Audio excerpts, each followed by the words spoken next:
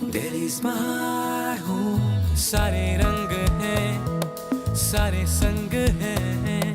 सलामत रहे, तू रोशन रहे, है सबकी दुआ दिल्ली। कहते हैं कि महान लोग महान शहरों को जन्म देते हैं और महान शहर महान लोगों को। हफ्ते दर हफ्ते मैं मिनी माथुर मिलवाती हूँ आपको इस महान शहर दिल्ली की कुछ बेहद ही खास हस्तियों से, ओनली ऑन दिल्ली दिल से। आज हमारे साथ है senior member of Rajya Sabha, a visionary Indian statesman, author, educationist, active environmentalist और पद्म विभूषण डॉक्टर करण सिंह। डॉक्टर सिंह, बहुत बहुत स्वागत है आपका ऑन दिल्ली दिल से, and we are really looking forward to speaking with you. और आपके जो इतने मिलियंस ऑफ एनेक्डोट्स हैं, हम बिल्कुल तैयार हैं आपसे सुनने के लिए। First and foremost, poet, politician, Prince, philosopher, आपको कई उपाधियों से नवाजा गया है, लेकिन इनमें से डॉक्टर सिंह आपकी फेवरेट पहचान कौन सी है? मेरी फेवरेट पहचान तो एक साधक की है। सीखता रहता हूँ मैं, संगीत हो, दर्शन हो, राजनीति हो, सारी उम्र सीखता रहा हूँ। इवन अब भी सीख रहा हूँ। तो सीखना जो है और अपने चेतना को बढ़ाते जाना, जी, ये मेरे लिए सबसे महत्वपूर्ण है। So constant process of evolution आपका अभी भी चल रहा है। Constant process of education and evolution. Wonderful. Well doctor Singh, आपका जन्म एक राज घराने में हुआ। What was it like growing up as a prince? देखिए, हमारा बड़ा अजीब रहा बचपन। 5 साल तक तो हम अपनी माता के साथ रहे जी, और 5-6 साल की उम्र में मेरे लिए एक अलग घर में पिताजी ने प्रबंध कर रखा था। 2 लड़के और थे और हम अलग ही रहते थे और अपने हमारे ब्रिटिश गार्डियंस थे। आई सी। और माँ जी को हफ्ते के 3 बार मिल सकता था, बापू जी को हफ्ते के 1 बार मिल सकता था। पर ऐसा क्यों? इसके पीछे एक क्या? बड़ा, मुझे लगता है पिताजी ने सोचा कि एक ही बच्चा है, अगर इसको दरबार में बड़ा हुआ तो ये बिगड़ जाएगा, इसलिए इसको शुरू से ही ऐसे ट्रेनिंग दे दो के बाद में। तो आपको अलग इसलिए नहीं रखा गया क्योंकि आपको एज अ प्रिंस या कुछ खास ताकि वहाँ फैसिलिटीज के साथ पैदा डिसिप्लिन रहे, प्रतिबंध रहे और क्रम रहे, बाकायदा पूरा programme. It's quite an extraordinary thing. I'd like to जब know 11 वर्ष का हो गया फिर मैं दून स्कूल चला गया। जी, तो 6 और 11 वर्ष, 5 वर्ष जो हैं मैं बिल्कुल अपने स्वतंत्र उसमें रहा। जी, इंडियन इंडिपेंडेंस के बाद आपने अपना जो प्रिवी पर्स है वो वॉलंटरली सरेंडर किया था। इसके पीछे क्या सोच थी? वो तो बहुत लेट की बात है। इंडिपेंडेंस के वक्त तो मैं 16 वर्ष का था जी, और 18 वर्ष का जब मैं हुआ तो मैं रीजेंट बन गया जम्मू कश्मीर का। जी, फिर सदर रियासत बना, फिर गवर्नर बना। तो 18 वर्ष तो मैं जम्मू कश्मीर रियासत का हेड ऑफ स्टेट रहा। बिल्कुल। फिर 36 वर्ष की उम्र में इंदिरा जी ने मुझे यहाँ अपने मंत्रिमंडल में, कैबिनेट में निमंत्रित किया और उसी में 1-2 साल के बाद ये प्रिवी पर्स वाला मामला उठा जी। तो मुझे ये निर्णय लेना था कि मैं क्या प्रिवी पर्सेस के साथ रहूं अथवा अपनी राजनीतिक परिस्थितियों में रहूं। तो मैं तो बड़ा स्पष्ट था शुरू से ही कि एक प्रजातांत्रिक पद्धति में शायद ये बातें बैठती नहीं है। तो मैंने तो सरकार का पूरा साथ दिया। डॉक्टर सिंह, बाकी सब नाराज हो गए थे हमारे साथ, बहुत सारे लोग, लेकिन अब मैंने वही समझा। पर ये बहुत आसान डिसीजन नहीं रहा होगा, बिकॉज एक तरफ आपकी पब्लिक लाइफ में आपने कदम रखा just by giving up everything that. जी हाँ, कठिन रहा, लेकिन अब कई बार कठिन परिस्थितियां भी आती हैं और जितनी कठिन परिस्थिति हो उतना ही आंतरिक शक्ति का प्रादुर्भाव होता है। Have you ever regretted it? No, never. Doctor Singh, आपका जन्म 1931 में हुआ, तो एक तरह से आपकी अडल्ट लाइफ और इंडिपेंडेंट इंडिया का जो सफ़र है वो साथ साथ चला, पैरेलल चला। इनफैक्ट मैंने सुना है कि आपका 18वां जन्मदिन जो है वो महात्मा गांधी की असैसिनेशन के कुछ ही हफ्तों बाद था, राइट? तो ऐसे कौन से हिस्टोरिकल इवेंट्स हैं जिन्होंने आपकी लाइफ को डीपली इम्पैक्ट किया है और जिसके आप शायद चश्मदीद गवाह भी होंगे? सबसे हिस्टोरिकल इवेंट तो आज़ादी थी। आज़ादी से परिस्थितियाँ बदली। जो राजवाड़ा शाही थी, जो 100 वर्ष से हमारा परिवार राज्य कर रहा था जम्मू कश्मीर पे, वो परिवर्तित हो गया। बहुत बड़ा परिवर्तन था वो। मैं उस समय था नहीं, मैं अमेरिका में था, अस्पताल में, लेकिन परिवर्तन हुआ, बहुत एक मूल परिवर्तन हुआ जी। और कुछ दिनों के बाद पिताजी को रियासत छोड़ के जाना भी पड़ा। तो इसलिए एक 18 साल की उम्र में एक बिल्कुल नई दुनिया में मैंने प्रवेश किया जी। तो उसका बड़ा असर पड़ा। मेरे विचारधारा में दो व्यक्तियों का बड़ा महत्व रहा। एक तो पंडित जवाहरलाल नेहरू, जिन्हें मैं अपना राजनीतिक गुरु मानता हूँ, क्योंकि उनकी पुस्तकें पढ़ते ही हम बड़े हुए। विश्व में जो उनकी दृष्टि थी वो उसका बड़ा प्रभाव पड़ा, और फिर व्यक्तिगत रूप से भी उनके साथ बड़ा संपर्क रहा। पुस्तक छपी है मेरी और उनके पत्र व्यवहार की। अच्छा। इतनी मोटी है, और बहुत चाहते थे मुझे, बहुत उन्होंने। So letters to each other. Letters to each other. There are one volumes with Pandit ji, one volume with Indira Gandhi. Oh, that's awesome. And always letters, जितनी चिट्ठियाँ थी, they were all addressed my dear Tiger. Tiger मेरा pet name था।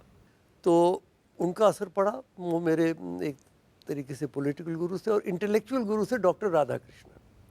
क्योंकि doctor Radhakrishnan का जो बोलने की जो शैली थी, जिस प्रकार से वो संस्कृत का प्रयोग करते थे, उससे मैं बहुत प्रभावित था। शायद ही कोई ऐसा होगा जिनको इस तरह के गुरु मिले। एक तरफ पंडित नेहरू और दूसरी तरफ डॉक्टर राधाकृष्णन। दो ऐसे व्यक्ति थे जिनका मैंने दर्शन नहीं किया, लेकिन जिनके विचारधारा का मेरे पर बहुत प्रभाव पड़ा। एक स्वामी विवेकानंद और एक श्री अरविंदो। अच्छा doctor Singh, music is something else जो आपके दिल के बहुत करीब है। इनफैक्ट मैंने सुना है आपने शास्त्रीय संगीत भी सीखा है, और आप अभी तक रियाज करते हैं। रियाज करता हूँ, हफ्ते का एक बार करता हूँ। शास्त्रीय मैंने देखिए संगीत का लोकगीत तो माँ जी से मैंने सीखे। अच्छा, मेरी माता जी राजकुमारी नहीं थी, वो गाँव की थी। अच्छा। तो वो उनको जो अपने पारंपरिक डोगरी गाने हैं वो गाती थी ढोलकी के साथ। वो अपनी उनके नौकरानियों के साथ बैठ के, तो या और जो रिश्तेदार थे, तो वो मैंने उनसे सीखी। और फिर बापूजी शास्त्रीय संगीत के बड़े मर्मज्ञ थे। अच्छा। तो उन्होंने मुझे 11 साल की उम्र से शुरू करवाया रियाज। तो साथ बैठा के वो अपना काम करते थे और सुनते रहते थे कि वो रियाज कर रहे हैं कि नहीं। तो उसमें भी हमने किया। पंडित उमादत्त शर्मा, जो शिव कुमार शर्मा के पिता हैं, वो एक अगाह सागर थे संगीत का, जम्मू वाले जी। वो हमारे पुजारी थे हमारे मंदिर के। तो वो आके रियाज करवाते थे।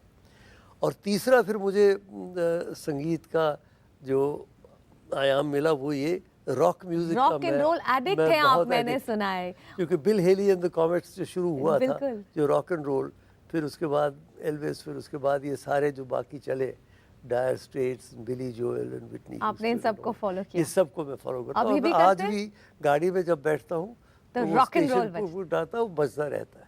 क्या बात है, आपने अभी भी अपना इंटरेस्ट कायम किया हुआ। अच्छा, क्योंकि आपने अपना बचपन जो है वो जम्मू कश्मीर की खूबसूरत वादियों में काटा, जो कि पूरे देश में ही नहीं बल्कि पूरी दुनिया उसको हेवन ऑन अर्थ मानती है। क्या वहाँ से आपका इंटरेस्ट इन एनवायरनमेंट कंजर्वेशन वहाँ से शुरू हुआ? मुझे लगता है शुरू हुआ होगा, क्योंकि वो वातावरण इतना सुंदर है।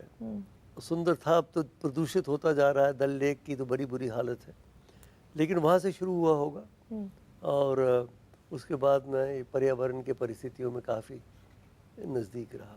पर अभी भी क्या आप उसे एक अहम मुद्दा मानते हैं? जी हाँ, आपको एक और बात बताऊँ, आप एनेक्डोट की बात। बिल्कुल वेलकम ऑल एनेक्डोट। लोगों को ये पता नहीं है कि राष्ट्रीय पशु टाइगर कैसे बना। पहले नहीं था। पहले हमारा राष्ट्रीय पशु लायन था, सिंह, जो हमारे अशोका लायन या हमारे अशोक। तो मुझे इंदिरा जी ने एक दिन कहा कि भाई तुम ये Indian Board for Wild life की अध्यक्षता ले लो, कोई वहाँ ठीक नहीं चल रहा है। तो मैंने मान लिया। पहली मीटिंग में मैंने देखा कि लायन है हमारा नेशनल एनिमल। मैंने कहा लायन तो केवल वहाँ जूनागढ़ में मिलता है, और टाइगर तो सारे हिंदुस्तान में उत्तर से दक्षिण तक और पूर्व तक मिलता है। तो हमने रेजोल्यूशन पास किया उस मीटिंग में कि नेशनल एनिमल को लायन से बदल के टाइगर बनाया जाए। वो इंदिरा जी को भेजा, उन्होंने कैबिनेट से लेके तब जाके नेशनल एनिमल टाइगर बना। आई सी, ये तो मतलब लोग कहते इसलिए मैंने बनाया कि मेरा पेट नेम टाइगर है, लेकिन वो भी अजीब बात हुई। और वाकई है, फिर हमने प्रोजेक्ट टाइगर बनाया, उसका मैं अध्यक्ष बना। तो इंदिरा जी को बहुत शौक था पर्यावरण का। स्टॉकहोम में जब पहली मीटिंग हुई थी 1982 में, तो मैं गया था उनके साथ।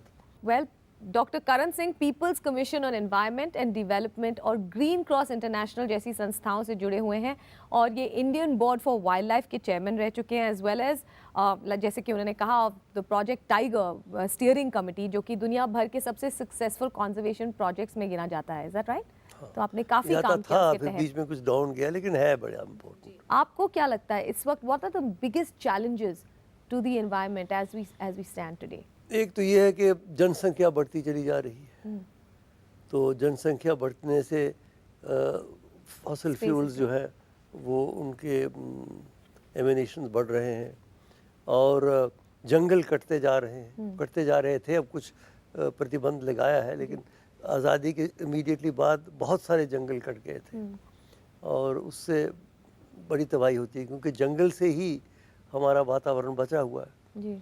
वृक्षों से, वृक्ष जो हैं वो लकड़ी के लिए नहीं, उससे पानी आता है, वर्षा होती है। जब वृक्ष कट जाए तो वर्षा ही नहीं होती, और वर्षा होती भी तो सारी बह जाती है ज़मीन और रेगिस्तान बन जाता है। तो वो है। अच्छा, ये जो बड़े डैम्स हैं जी। गंगा पे, इनका लाभ भी है लेकिन इनकी चुनौती भी है, क्योंकि गंगा धीरे धीरे घटती प्रदूषित होती अभी तक तो ये ऐसा है कि कुछ डैम्स उन्होंने लकीली बंद कर दिए, नहीं तो उन डैम से तो गंगा ही गायब हो जानी थी, दरिया ही गायब हो जाना था। तो देखिए, जो जिस नदी का नाम हज़ारों वर्ष से हमारी संस्कृति से जुड़ा हुआ है उसमें, और यमुना जो भी है हमारी, जो दिल्ली वाली क्या दिल्ली से गुजरती है, उसकी बड़ी दुर्दशा है। गंगा में फिर कुछ प्रवाह है, यमुना तो बिल्कुल ऐसे लगने लगा जैसे कोई सीवर हो। जी। तो ये बहुत चिंताजनक बात है। तो आपके हिसाब से ये सबसे बड़ी चुनौतियां हैं जो इनके बारे में हमें कुछ करना है, प्लीज। अच्छा, पॉलिटिक्स, एजुकेशन, एनवायरनमेंट के अलावा आप हिंदुइज्म को भी बहुत डीपली फॉलो करते हैं। इनफैक्ट ये जो इंटरफेथ मूवमेंट है, इससे आप बहुत क्लोजली जुड़े हुए हैं। इसके बारे में कुछ बताइए about the interfaith movement. Interfaith movement का मूल मंत्र ऋग्वेद का वाक्य है, एकम सत विप्रहा बहुधा वदंती। सच्चाई एक है, उसे समझने के, अभिव्यक्त करने के अलग अलग मार्ग हैं। ये एक मूल हमारा दर्शन रहा है। हमने ये कभी नहीं कहा कि हमारा ही मार्ग ठीक है। हमने कहा कि बहुत सारे मार्ग भगवत प्राप्ति के लिए हैं, और वही इंटरफेथ मूवमेंट है। इंटरफेथ मूवमेंट का अर्थ ये है कि अलग अलग धर्म के लोग बैठें और एक दूसरे का सम्मान करें। मैं कह सकता हूँ मेरे लिए मेरा मार्ग सबसे अच्छा है, लेकिन आप नहीं मेरे मार्ग पे चल रहे हैं तो आपको मारा जा सकता है, उड़ाया जा सकता है, तंग किया जा सकता है। वो आज के युग में सही नहीं है। इसलिए इंटरफेथ मूवमेंट जो 1893 में शुरू हुआ था, शिकागो की, जहाँ विवेकानंद जी पहुँचे थे, वहाँ से लेके पिछले शताब्दी में बहुत सारी संस्थाएं बनी। मैं भी उसका अध्यक्ष हूँ, एक दो का। बहुत सारी मीटिंग्स हुई। अभी तक दुर्भाग्य से हम देखते हैं कि कई स्थानों में अभी रूढ़िवाद और फंडामेंटलिज्म जो है, फैनेटिसिज्म वो चल रहा है, क्योंकि भगवान के ऊपर किसी एक धर्म का एक अधिकार नहीं माना जा सकता। जी। हम कैसे मान सकते हैं? Well, education has also been a lifelong interest with Dr. Singh, और ये बनारस हिंदू यूनिवर्सिटी, जम्मू कश्मीर यूनिवर्सिटी और जवाहरलाल नेहरू यूनिवर्सिटी के चांसलर भी रह चुके हैं। Doctor Singh, education is just a lot more than literacy. तो ये जो एजुकेशन का कॉन्सेप्ट है, इसके बारे में आपने भी काफ़ी लिखा है, काफ़ी पब्लिश किया है। आपके लिए क्या मायने रखता है the concept of education? Concept of education तो चेतना का विकास है, is the growth of consciousness as it were, और बहुमुखी विकास है। Not only on one side, one has to develop the entire brain, the left brain, the right brain, the artistic, the intellectual.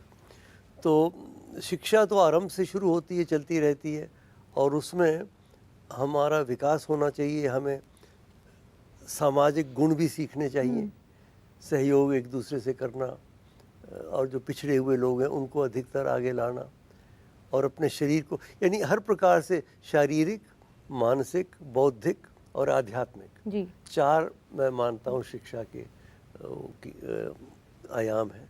आपको क्या लगता है पिछले कुछ सालों में पर्यावरण में, एनवायरमेंटल कंजर्वेशन में क्या क्या चेंजेस हुए हैं दिल्ली में? What do you see? Delhi में तो बहुत अच्छे हुए चेंजेस, और सारे भारतवर्ष में तो मैं कह नहीं सकता हूँ, लेकिन दिल्ली में मैंने देखा, मैं तो कई वर्षों से दिल्ली में रहता आया हूँ, 46 वर्ष हो गए मुझे दिल्ली में आए हुए। आई सी। हाँ, जब मैं पहले मंत्रिमंडल में, इंदिरा जी के मंत्रिमंडल में था, तो दिल्ली में पिछले 10-15 साल में मैंने देखा कि एक तो जो वातावरण है उसमें अच्छी तरक्की हुई है, प्रदूषण कम हुआ है, ये जो डीजल गाड़ियाँ वगैरह निकल गई हैं, इससे बड़ा असर पर CNG आ गई हैं, केरोसिन फ्री भी बनता जा रहा है दिल्ली।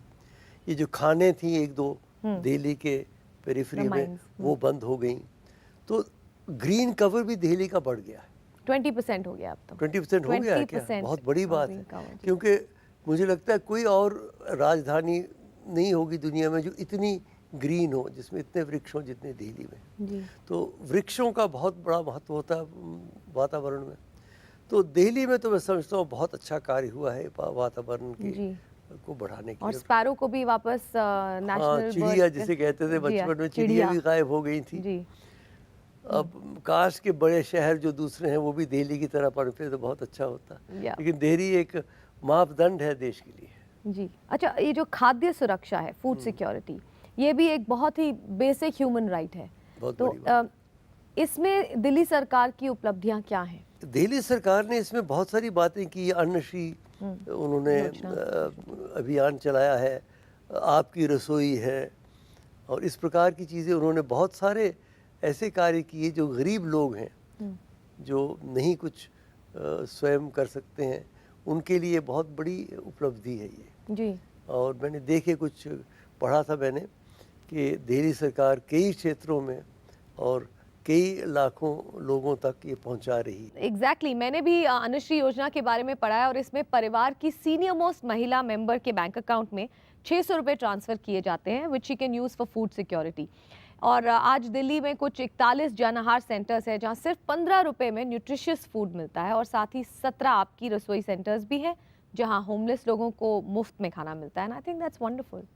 डॉक्टर सिंह, आपने दिल्ली को अपनी आंखों के सामने बदलते हुए देखा है, जाहिर है आप इतने 40 सालों से यहाँ रह रहे हैं। तो इंफ्रास्ट्रक्चर में जो मूलभूत सुविधाएं हैं दिल्ली में, पहले तो मैं बताऊं, हाँ, पहले दिल्ली की मुझे याद है जब मैं पिताजी के साथ लॉर्ड वेवल के साथ लंच खाने आया था। बताइए कब की सबसे बात पहले है? आप दिल्ली तब आए थे? हाँ, अच्छा। मैं दून स्कूल से छुट्टी पे आया था तो पिताजी दिल्ली में थे, तो मैं आया था तो मुझे ले गए वो। ये 1945 या 44 की बात है, 44 की बात होगी। ओह माय गॉड, तब तो आप राष्ट्रपति भवन को पहली बार देखा जो उस वक्त गवर्नर साहब। लेकिन ये जो आप पूछ रहे थे इंफ्रास्ट्रक्चर के बारे में, जी। ये 15 वर्ष में तो नई दिल्ली जो है उसका तो कायाकल्प हो गया, कोई शक नहीं। सड़कें बन गई, फ्लाईओवर्स बन गए, मेट्रो हमारा एक वर्ल्ड क्लास मेट्रो बन गया, और बड़ी सुविधाएं हो गई है दिल्ली में। तो दिल्ली जो न्यू दिल्ली है, न्यू दिल्ली और कॉमनवेल्थ गेम्स जब हुए ख़ास तौर पे, उसमें बहुत सारे नई चीज़ें बन गई, डेवलपमेंट हो गया और उद्धार फिर से हो गया बहुत सी स्थानों का। तो दिल्ली में तो बहुत कुछ हुआ है, बड़े एक गौरव की बात है, गर्व की बात है दिल्ली। जी। दिल्ली का जो कल्चर है, what is it that makes it so unique? उसे अलग कैसे बनाता है? दरअसल दिल्ली के दो कल्चर्स हैं, दो दुनियाएं हैं, पुरानी दिल्ली और नई दिल्ली। हाँ पुरानी दिल्ली की कल्चर तो मिर्ज़ा गालिब की कल्चर है, जी, तहजीब व तमद्दुन की कल्चर है, उसका अपना ही एक रंग है, अपना एक रूप है। नई दिल्ली में तो इंडिया इंटरनेशनल सेंटर का कल्चर है, जहाँ लोग आके बैठते हैं और बातें करते हैं, इंटेलेक्चुअल भी, सोशल भी इत्यादि। तो आप किस ये दो कल्चर के दुनिया, पास मैं हैं? तो दरअसल मैं तो दोनों के बीच में हूँ, क्योंकि मुझे शेर व शायरी के साथ बहुत शौक़ है। तुम आए हो न शबे इंतज़ार गुजरी है, तलाश में है सहर बार बार गुजरी है, जनू में जितनी भी गुजरी बकार गुजरी है, अगरचे दिल पे खराबी हज़ार गुजरी। तो मुझे गज़लों का बहुत शौक़ है। जब हम दिल्ली के इतिहास और कल्चर की बात करें, ऐसी कौन सी जगहें हैं जहां आप जाते हैं दिल्ली की आर्ट और कल्चर को महसूस करने के लिए, to really imbibe what Delhi has? एक तो अपना हमने आज़ाद भवन में ही, ICCR में ही एक आर्ट गैलरी खोल रखी है, एक थिएटर बनाया हुआ हॉल खोल रखा है, तो वहाँ कार्य होता है।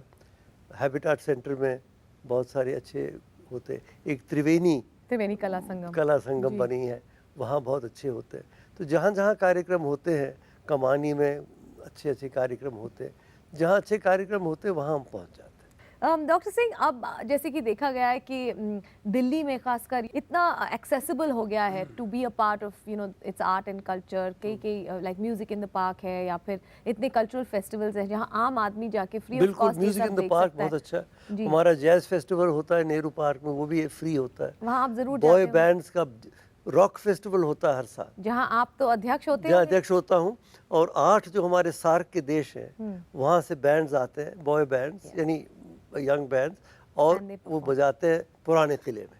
तो देखिए पुराना किला और नवीनतम जो beautiful विचार है, इट्स juxtaposition. ब्यूटीफुल जक्सटापोजिशन। एक जगह और एफेक्स जो है ना, एफेक्स that is a very good institute. उसमें भी बहुत सारे जो नए कलाकार हैं उनको प्रोत्साहित किया जाता है। बताइए डॉक्टर सिंह, दिल्ली का ऐसा कौन सा पहलू है जो आपके दिल के सबसे करीब है? ये जो कला और संस्कृति के कार्यक्रम है, यही सबसे, कोई ख़ास एक जगह नहीं है, लेकिन इंडिया इंटरनेशनल सेंटर का मैं 40 साल लाइफ ट्रस्टी रहा। बहुत अच्छी जगह है वो, उसमें हमने नया एनेक्स भी बनाया, बहुत सारी चीज़ें बनाई, वो मुझे पसंद है वो जगह। और बाकी अपना अब आज़ाद भवन में भी हम डेवलप कर रहे हैं। कुतुब मीनार जाते थे जब हम पहले आए थे, तो कुतुब मीनार जाके पिकनिक किया करते थे। बिल्कुल। और एक और बात दिल्ली की मुझे पसंद है, जो भागीदारी शुरू हुई ना दिल्ली में, भागीदारी की जो विचारधारा है, उसमें रेजिडेंट्स वेलफेयर एसोसिएशंस को मिला के, क्योंकि विकास तब होता है, याद रखिए, जब सब लोगों का उसमें सहयोग हो। केवल सरकारी तंत्र से सरकारी कार्य से पूरा विकास नहीं होता। जैसे कहते ताली एक हाथ से नहीं बजती। जी, एक हाथ नहीं बजती। तो लोगों को भी उसमें शमूलियत होनी चाहिए, और भागीदारी के माध्यम से हुई है। दिल्ली वालों के बारे में आपका क्या कहना है? असली देहलवी तो बहुत कम रह गए, जिन्हें देहलवी कहा जा सकता है, जो दिल्ली में जन्मे पले, जो ओरिजिनल देहलवी। यहाँ जैसे मैंने कहा, हर प्रांत के, हर क्षेत्र के, हर भाषा भाषी के लोग रहते हैं, इसलिए कोई कहना कि दिल्ली वाला कौन है वो कहना कठिन है। लेकिन जनरली हमने देखा कि दिल्ली के लोग अमन पसंद हैं और कर्टियस हैं और अच्छे हैं। अगर दिल्ली शहर को एक वाक्य में डिस्क्राइब करना हो तो आप कौन सा शब्द यूज करेंगे या कौन सा वाक्य इस्तेमाल करेंगे? तो green capital. There comes the environmentalist in you. और अगर दिल्ली के बारे में अगर कुछ ऐसा होता जो आप बदल पाते तो वो क्या होता? बदल पाते तो एक है कि जो महिलाओं के ऊपर हो रहे हैं ना हमले, ये बड़ी दुखद बात है जी। ये दिल्ली वालों को बदनाम कर रही है जी। एक अगर मैं राय दे सकूं कि दिल्ली के जो नागरिक हैं, ये जो फजूल खर्ची होती है ना शादियों पे, लोग भूख से मर रहे हैं और लाखों रुपए करोड़ों रुपए शादियों पे खर्चे जा रहे हैं, ये अभद्र प्रदर्शन जो है, टेस्टलेस, ये अच्छा नहीं है। वैसे आपके पास पैसा है, आप अपनी शादी करवाना चाहते हैं, बच्चों की करवाइए, लेकिन थोड़ा सा विचार रखिए कि कितने लोग गरीब हैं, कितने लोग अभी भी भूखे हैं, कितने लोगों के पास रहने का स्थान नहीं है, तो थोड़ा सा संयम उसमें बजना चाहिए। ऐसा actually that's a very unique point और ये सिर्फ आपने मेंशन किया है, and I think that's very valid.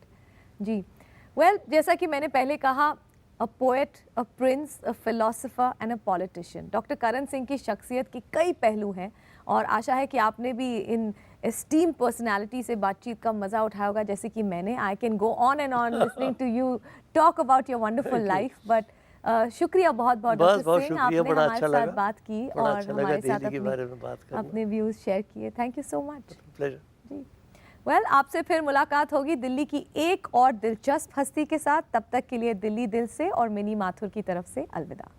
Delhi's my home, this is where I belong.